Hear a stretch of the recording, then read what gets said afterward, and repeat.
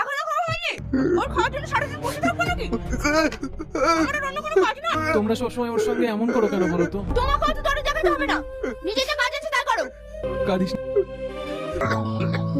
দিনে ক প্যাকেট বিড়ি লাগে? বয়স হয়েছে, নিজের শরীরের প্রতি একটু খেয়াল রাখতে হবে তো। এভাবে ধূমপান করলে চলবে?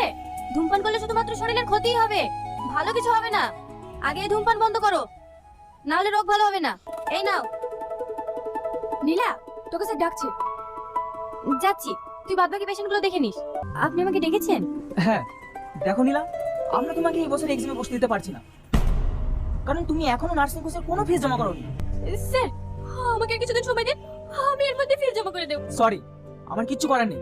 এর আগেও তোমাকে সময় দেওয়া হয়েছিল, তবু তুমি টাকা জমা করোনি। আপনাকে অনুরোধ করে বলছি, এমন করবেন না স্যার, না হলে আমার স্বপ্নটা শেষ হয়ে যাবে। আপনি যদি বলেন আমাকে নার্সিং হোমে সব কাজ করতে হবে, আমি সব কাজ করবো স্যার, কিন্তু আমাকে এবারকার মতো পরীক্ষায় বসতে দিন স্যার। দেখো নীলা, এটা কান্নাকাটি করার জায়গা না। মা, খিদে পেয়েছে, তোর আব্বাকে বাজার করতে পাঠিয়েছি, বাজার থেকে আসলে রান্না করবো। এনে তোর ব্যাগ। তোমাকে আমি বাজার করতে পাঠালাম, সেই টাকাতে তুমি মদ খেয়েছো? হ্যাঁ খেয়েছি, বেশ করেছি। ছি ছি ছি ছি, কি করেছে? ঘরে রান্নাই বা করবো কি, আর মেয়েগুলোকে খেতেই বা দেবো কি? ওসব আমি কিচ্ছু জানি না, তোর সংসার তুই দেখা। আমি দেখবো তো তুমি কি করতে আসো? বাড়িতে যে তিনটে মেয়ে আছে, তারা যে বিয়ে যোগ্য হয়েছে, ঠিক তোমার খেয়াল আছে?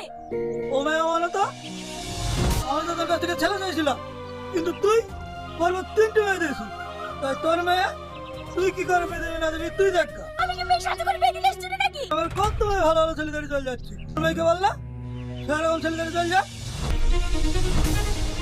ছি, তুমি বাপ, তোমার মতো লোককে আমার বাপের দায়িত্ব ঘেন্না হয়। ঠিক আছে, তোমাকে এই সংসারের দায়িত্ব নিতে হবে না। আমরা মেয়ে হয়ে জন্মেছি বলে যদি তোমার কাছে বোঝা মনে হয়, তোমাকে আর এই বোঝা টানতে হবে না। শোনো মা, আজ থেকে তোমার এই মেয়েরাই সংসার চালাবে। কি রে, তোর মন খারাপ কেন? তোকে তো সবই বলেছি বাড়ির সমস্যার কথা, আমার একটা কাজের ভীষণ প্রয়োজন। কেন? তোকে যে নাম্বারটা দিয়েছিলাম ফোন করিসনি? ওই নাম্বারটায় ফোন করিস, ওদের একটা কাজের মেয়ের খুব দরকার। ঠিক আছে, আজকেই ফোন করবো।